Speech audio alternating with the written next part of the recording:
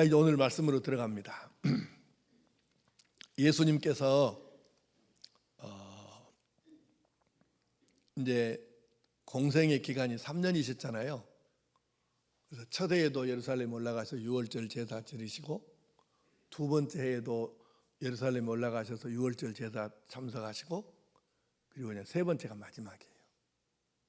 세 번째 마지막으로 올라가시는 것은 문자 그대로 마지막이에요. 당신께서 십자가에 못 박혀서 우리 모두의 죄를 대신 지고 죽으셔야 하니까. 그런데 모르고 가신 것이 아니라 십자가가 기다리고 있다, 내가 거기에 못 박혀 죽는다, 이걸 아시고 지금 올라가시는데, 여러분 웬만한 사람 같으면 어떻게 그렇게 예루살렘으로 가시고 싶겠어요? 그런데 예수님은 세 번째 예루살렘으로 올라가실 때 그러기 때문에 이렇게 하신 거예요. 누가복음 9장 51절 시작. 예수께서 승천하실 기약이 차감해 예루살렘을 향하여 올라가기로 굳게 결심하시고. 아멘. 그냥 예루살렘으로 올라가기로 결심하시고 이렇게 해도 돼. 예루살렘으로 올라가시기로 계획하시고 이렇게 해도 되잖아요. 그런데 굳게 결심하시고 바로 십자가의 죽음을 아시기 때문에 그래서 이렇게 표현한 거예요. 굳게 결심하시고. 그리고 이제 몇 달이 걸쳐서, 우리 사순절이라는 게 뭐냐면 이렇게 예수님께서 마지막 세 번째 예루살렘으로 올라가시기를 굳게 결심하시고 출발하셔가지고 도착하셔서 고난주간을 당하시는데, 그때까지를 우리가, 물론 이제 예수님 그 당시에 기간하고 지금 우리가 지키는 사순절하고 그 날짜가 똑같은 건 아니지만, 그래서 우리가 그 기간, 올라가시는 이 기간을 우리가 사순절이라고 하고, 그래서 교회에서는 사순절에 예수님을 이제 묵상하고 공부하고 생각하고 또 믿고 그러면서 우리의 신앙을 업그레이드 시키는 이제 이런 기간으로 삼는 것이죠.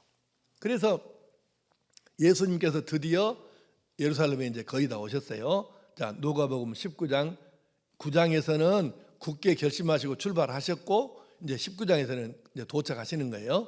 자, 19장 28절 29절 시작.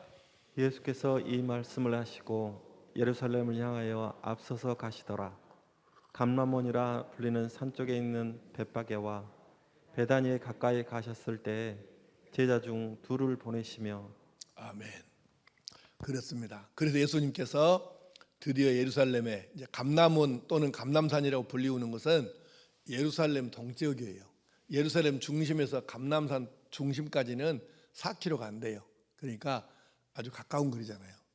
이제 그 사이에는 계곡이 골짜기 하나 있어요. 그래서 이제 감람산에서 보면 예루살렘 전경이 쫙 보여요. 지금도 성지순례 가면 거기 가가지고 이제 예루살렘을 보고 사진을 찍고 하거든요. 그러니까 여기에 이제 오셔가지고 예수님께서 이것저것을 준비하시고 시키시고 하셨는데, 자, 드디어 예루살렘에 오십니다. 근데 성경은 이렇게 말씀하잖아요. 방금 읽은 누가복음 19장 28절에 예루살렘을 향하여 앞서서 가시더라. 그러니까 여전히 예수님께서 제자들을 끌고 앞장서서 죽음이 기다리고 있는, 십자가가 기다리고 있는 예루살렘을 제자들을 끌고 가시는 거예요. 어서 가자, 어서 가자. 그렇게 예수님께서 드디어 도착을 하시는데, 이렇게 십자가를 향하여 어떤 방해나 어려움이 있어도 꿋꿋하게 나가신 예수님의 관심사는 도대체 무엇일까? 예수님의 마음은 어느 쪽에, 무엇에게, 어느 곳에 있을까? 이번 사순절, 오늘부터 5주 동안은 예수님께서 마음을 두신 곳, 예수님의 관심이 있으신 곳, 그것이 무엇인지를 함께 생각하면서 우리도 예수님 관심 두신 것에 관심을 두고 살았으면 하는 것입니다. 오늘 신약성경 본문을 한번 다시 읽겠습니다. 마태복음 15장 30절 31절 시작. 큰 무리가 다리 저는 사람과 장애인과 맹인과 말 못하는 사람과 기타 여럿을 데리고 와서 예수의 발 앞에 앉힘에 고쳐주시니, 말 못하는 사람이 말하고 장애인이 온전하게 되고 다리 저는 사람이 걸으며 맹인이 보는 것을 무리가 보고 놀랍게 여겨 이스라엘의 하나님께 영광을 돌리니라. 아멘. 이 말씀은 오늘 읽어드렸던 구약성경 본문 이사야 61장 1절에서 3절까지의 말씀을 인용한 것이에요. 무슨 뜻이냐면 지금 마태복음 15장 우리가 방금 읽었던 30절 31절 말씀은 이미 구약성경에 예언된 말씀이고 구약성경에 예언된 말씀이 예수님을 통해서 그대로 이루어지고 있다는 것을 말씀하시는 거예요. 근데 이 말씀의 내용은 뭡니까? 사람들이 아프고 힘들고 막 어렵고 문제가 복잡하고 이런 사람들이 예수님께 나왔는데 예수님께서 다 그 사람들을 고쳐주시고 풀어주시고 해결해 주셨다는 얘기예요. 그런데 우리는 이 고쳐주셨다는 풀어주셨다는 이 말씀을 겉으로 피상적으로 생각하면 예수님께서 병 고쳐주시고 문제를 다 풀어주셨다 하나요? 이렇게 그냥 넘어갈 수 있는데 그래서는 성경을 하나님의 이 말씀을 주신 의도를 10분의 1도 다 모르는 거예요. 그럼 진짜 의도는 뭐냐는 거죠. 사람들이 무엇인가가 부족하고 모자라서 그것 때문에 아프고 슬프고 힘들어하는 것을 예수님께서는 그걸 보시고는 못 견뎌하신 거예요. 사람들이 그렇게 힘들어하고 아파하고 이러는 걸 예수님께서 마음이 아파 못 견디시는 거예요. 이 이야기는 아픈 사람들을 그냥 고쳐주셨다 이런 이야기가 아니고 무엇인가 때문에 사람들이 하나님께서 의도하신 사람다운 삶을 누리지 못하는 이 자체를 안타까워하셔서 그래서 그것을 해결하시고 풀어주셨다는 이야기예요. 예수님의 모든 사역은 알고 보면 바로 여기에서 출발합니다. 무엇인가 때문에 온전치 못한 삶을 사는 사람들을 불쌍히 여기시고 그 문제를 풀어주셔서 하나님께서 의도하셨던 온전한 삶을 누릴 수 있게 하여 주시더라. 이것이 예수님의 사역이에요. 다시 말씀합시다. 이 원리가 엄청 중요하니까 단순히 환자들 아픈 사람들을 고쳐주셨다, 갖고 나온 문제를 풀어주셨다 여기서 이런 문제 정도가 아니고 예수님의 관심은 그 사람들이 이 아픈 것 때문에 부족한 것 때문에 무언가 이 가지고 있는 문제 때문에 하나님께서 의도하신 그 삶을 살지 못하는 것 이것을 안타까이 여기시고 불쌍히 여기셔서 사람다운 삶을 하나님이 의도하신 삶을 살 수 있게 도와주기 위해서 그들의 문제를 푸시고 해결하시더라는 거예요. 그것이 예수님의 사역이었어요. 자, 이제 성경에 나오는 예를 좀 들어봅시다. 많은 예가 있는데 다 얘기할 수는 없잖아요. 그러니까 몇 가지만 생각해 봅시다. 마태복음 9장 36절 시작. 무리를 보시고 불쌍히 여기시니 이는 그들이 목자 없는 양과 같이 고생하며 기진함이라. 아멘. 무리로 떼지어 가지고 사람들이 나왔어요. 근데 목자 없는 양 같은 그들을 예수님께서 불쌍히 여기셔서 도와주신 거죠. 그 다음 마태복음 14장 14절 시작. 예수께서 나오사 큰 무리를 보시고 불쌍히 여기사 그 중에 있는 병자를 고쳐주시니라. 아멘. 큰 무리가 나왔어요. 예수님께서 그들의 형편과 처지를 보시고 불쌍히 여기셔서 그 중에 있는 아픈 사람들을 고쳐주셨어요. 마태복음 15장 32절 시작. 예수께서 제자들을 불러 이르시되 내가 무리를 불쌍히 여기노라. 그들이 나와 함께 있은지 이미 사흘임에 먹을 것이 없도다. 길에서 기진할까 하여 굶겨 보내지 못하겠노라. 아멘. 백성들이 나와가지고 예수님의 설교를 듣고 요즘 말로 하면 집회를 했겠죠. 사흘 동안을 하다 보니까 먹을 것이 없어가지고 말씀 들을 때는 몰랐는데 이제 끝나고 가야 되는데 사흘을 굶었으니 가다가 이 사람들이 쓰러지면 어쩌겠냐는 거예요. 예수님께서 이 불쌍히 여기셔가지고 먹을 것을 줘서 보내야지 않겠냐. 어떻게 그냥 보내냐 이 사람들을. 제자들이 하신 말씀이에요. 내가 무리를 불쌍히 여기노라.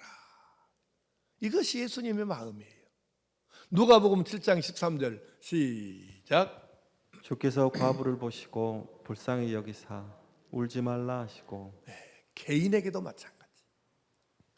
큰 무리로 떼지에서 오는 사람들에게도 똑같이 불쌍히 여기신 거죠. 마가복음 6장 34절 시작. 예수께서 나오사 큰 무리를 보시고 그 목자 없는 양 같음으로 인하여 불쌍히 여기사 이에 여러 가지로 가르치시더라. 아멘. 목자 없는 양처럼 사람들이 이리 갈까 저리 갈까 영적으로 방황하고 힘들어하는 이것을 보시면서 불쌍히 여기시고 그래서 여러 가지로 가르치셨다는 거예요. 우리가 어떻게 살아야 되나, 인생이 무엇이냐, 어디로 가는 것인가, 어떻게 사는 게 진짜인가, 이걸 여러 가지로 가르쳐 주셨다는 거죠. 왜? 불쌍히 여기셔가지고 하나님이 의도하신 삶을 살지 못하고 이렇게 힘들고 불행한 삶을 사는 이들을 너무 안타까워하시는 거죠. 하나님께서는 사람들이 영이 먼저, 영혼이 먼저 강건하고 육신도 영혼처럼 건강해서 자기가 해야 할 일들을 잘 감당하면서 보람을 느끼고 행복하게 살기를 바라시는 것이죠. 그것이 하나님의 마음이고 하나님의 의도예요. 그러나 사람들은 죄 때문이든지 뭐 때문이든지 간에 행복하게 살질 못하는 데 대해서 예수님은 안타까워하시는 거예요. 그래서 육신이 아픈 사람, 문제에 매여 힘들어하는 사람, 마귀에게 속고 세상에 속아서 인생을 낭비하고 헛되게 사는 사람, 좋은 목자를 만나지 못해 영적으로 방황하는 사람들, 이런 사람들을 보시면 마음이 아파서 견디기가 힘들어 하셨어요. 자, 요한복음 11장 33절 말씀을 쉬운 성경으로 한번 봅시다. 시작. 예수께서는 마리아가 우는 것과 또 함께 따라온 유대인들도 우는 것을 보시고는 심히 마음 아파하셨다. 아멘. 심히 마음 아파하셨대요. 부모가 없어요. 그래서 나사로하고 여동생 마리아하고 마르다가 세 사람이 사는데 하필 또 이 말하자면 가장 역할하는 나사로가 죽어요. 일찍. 그 동네로 예수님께서 오셨는데 마리아는 따라오면서 울었었고, 선생님이 여기 계셨더라면 우리 오빠가 안 죽었을 것인데 뭐 이렇게 울고, 함께 따라다니는 사람, 동네 사람들이 울고, 그러니까 예수님이 이 상황을 보시면서 심히 마음 아파하시고, 예수님의 관심은 사람이었습니다. 인간 그 자체라 그 말이에요. 그들이 죄에서 벗어나 마귀에게서 벗어나 하나님의 자녀답게 승리하는 삶을 살기를 원하시는 것이죠. 예수님의 마음, 예수님의 관심은 사람, 있는 그대로의 사람, 인종이나 국가나 종교나 이념 이전에 있는 그대로의 사람, 이것이 예수님의 관심이에요. 종교가 다르니까 너는 안 돼, 이념이 다르니까 너는 안 돼, 정당이 다르니까 너는 안 돼, 가난하니까 너는 안 돼, 배움이 없으니까 너는 안 돼, 과거가 복잡하니까 너는 안 돼, 죄를 너무 많이 지었으니까 안 돼. 예수님께서 한 번도 이렇게 말씀하신 적이 없어요. 누구든지 사람 그 자체로만 보시고 그들이 하나님의 의도대로 살고 그래서 행복하기를 바라시는 것이죠.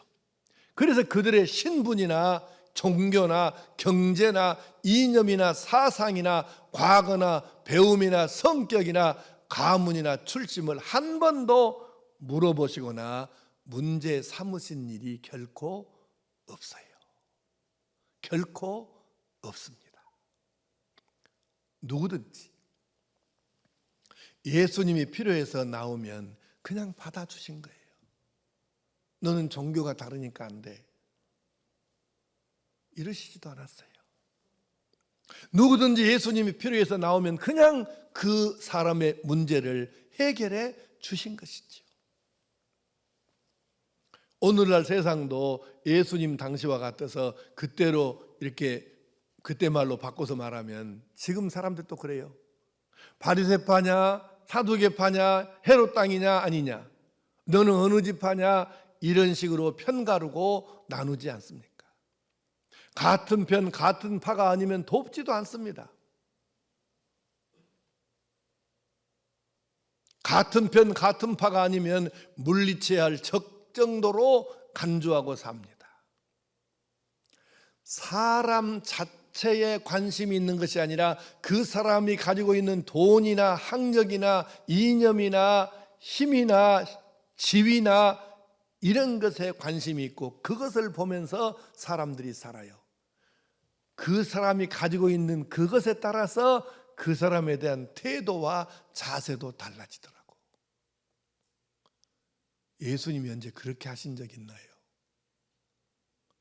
예수님께서 신분이 높고 지위가 있고 돈이 많고 배움이 많고 이런 사람들은 조금 더 친절하게 하시고 좀 따뜻하게 대하시고, 그냥 아무것도 없는 이런 사람들에게는 그냥 보통 대충 그냥 넘어가시고 예수님이 그러신 적이 있던가요?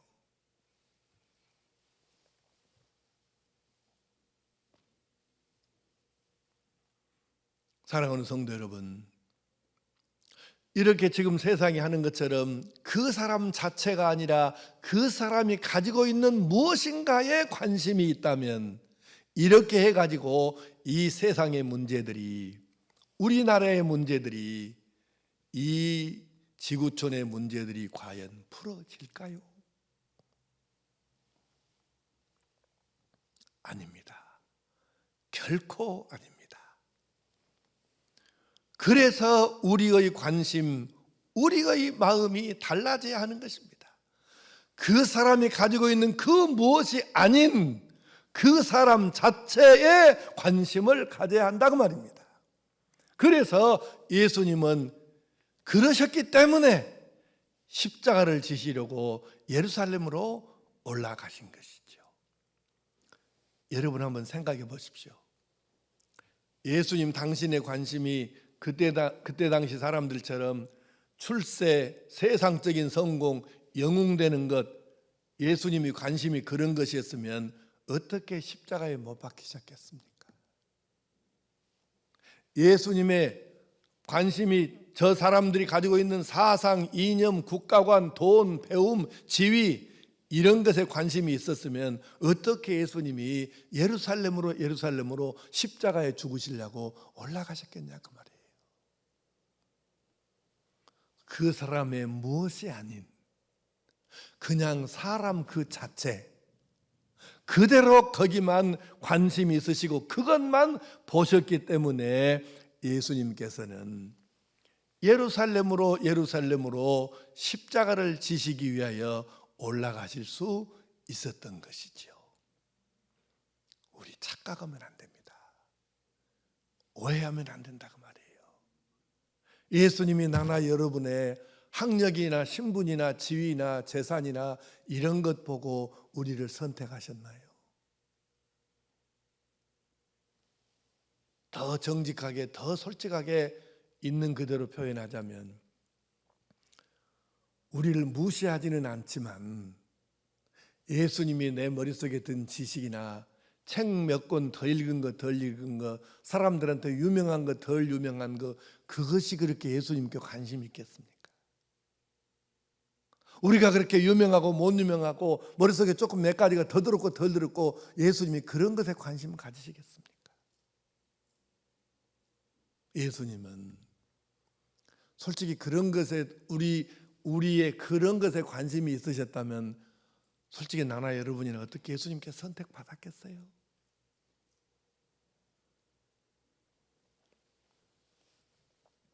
예수님의 관심은 오직 있는 그대로, 내 자신 있는 그대로 이 자체를 관심을 두셨고, 사람이라고는 이 자체에 마음을 두시고, 그래서 이 사람을 구해야 된다 해서 십자가 지시려고 예루살렘으로 올라가셨지 않습니까?